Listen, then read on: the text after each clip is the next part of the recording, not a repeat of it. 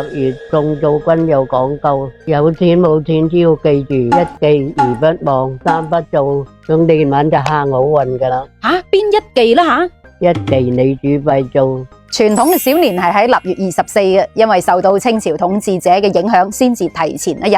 咁北方離官家比較近，所以就變成咗北小年係喺臘月23。咁而南方嘅小年，因為離官家比較遠啊嘛，就保留咗傳統係臘月24啦。咁喺范成大嘅祭灶詩入邊就有講到，古傳臘月24，灶君朝天欲賢時。民間傳說認為灶王爺就係屋企灶台上面嘅神靈，係專門監察呢一家人嘅善惡同埋功過。咁到咗每年嘅年23，咁灶王爺就會翻到天庭嗰度，同玉皇大帝去稟報呢一家人嘅善惡噶咯，就相當於公司入邊嘅一個主管同員工做個年度報告一樣。咁玉帝就會根據灶王爺嘅匯報嚟判決點樣去俾賞賜同埋懲罰啦。所以灶王爺講嘅嘢、匯報嘅嘢係關乎到呢一家人之後落嚟一年嘅吉凶福禍嘅。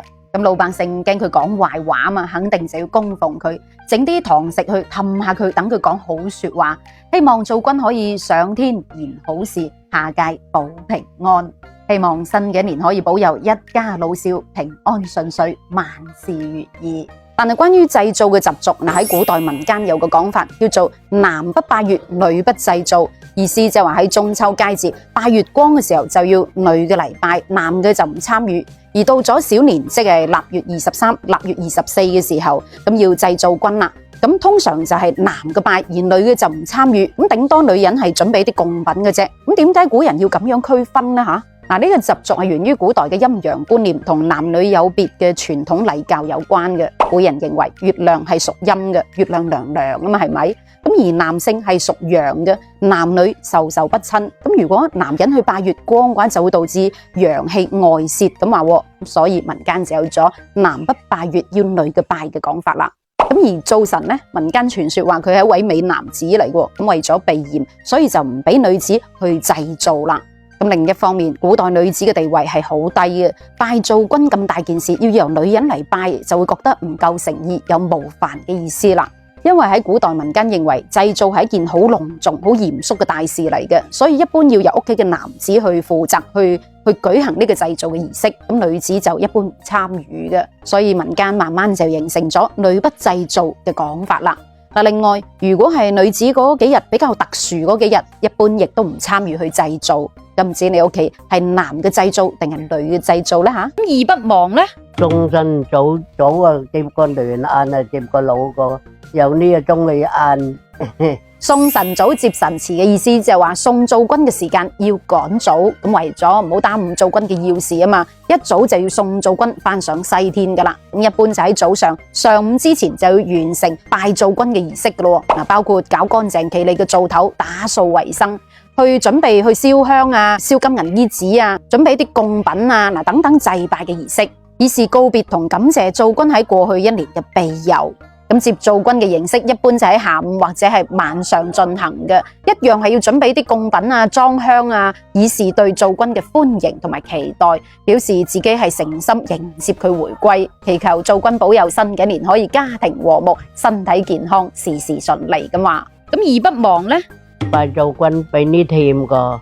咁拜灶君又要準備啲咩貢品呢？蘋果、豬肉、薄撐、燒酒、菜寶蠟燭。咁關於祭灶嘅貢品啊，真係各處鄉村各處嚟啦。北方就整餃子，因為形狀似金元寶，寓意係財運亨通。咁南方就整年糕，因為又甜又糯，寓意係生活甘甜如蜜，步步高升咁話。咁而我哋呢邊就整薄撐，因為又甜又黐牙，等灶君淨係顧得吔，甜到入心啦。咁上到天同玉皇大帝稟報嘅時候就唔顧得講，要講嘅話都要講好說話。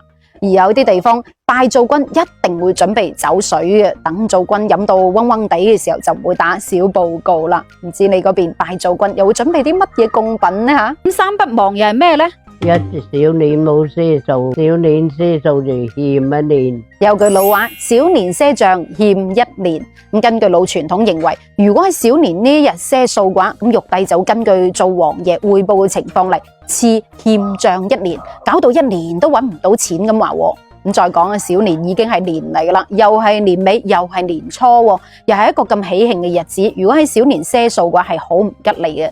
所以為咗攞翻個好意頭，為咗有好嘅開端，唔好喺小年賒數啦。咁二不做呢？小年就冇嗌交啦。正所謂臘月不炒價，一炒炒3年。咁小年喺臘月噶嘛，如果喺小年嗰日嘈交嘅話，就會影響到成年嘅財運啊、福運同埋好運啦，仲要俾灶君記一個大過啊！所以喺小年嗰日就唔好嘈交咯。咁三不做呢？小年就冇搬屋，亦唔好起屋。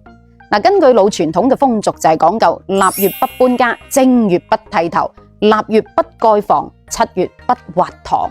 老一輩人認為搬屋啊、起屋都係頭等大事嚟嘅，唔好喺臘月進行。咁小年就更加唔好啦。事關古人認為臘月陰氣係好重嘅，天寒地又凍又清冷。如果喺臘月呢個月份搬屋起屋嘅話，可能就會好唔吉利啦，影響到屋企嘅興旺發達同埋家庭和諧，阻隔興旺之氣咁話。咁再講臘月一般都係好忙嘅，又要搞衛生啊，又要拜灶君啊，又要準備年貨啊，邊有精力同時間去搬屋啊？天寒地又凍，搬屋就肯定會好操勞啦。咁從一個地方搬到另外一個陌生嘅地方，可能到咗過年嘅時候就冇乜年味啦。嗱，如果實在要搬嘅話，就避開小年嗰幾日，即係年22啊、23啊、24啊。咁到咗25、26、28就盡量快啲完成佢啦。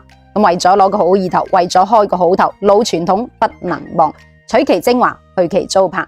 到最後祝大家百無禁忌，小年快樂，小年一到，好運報到。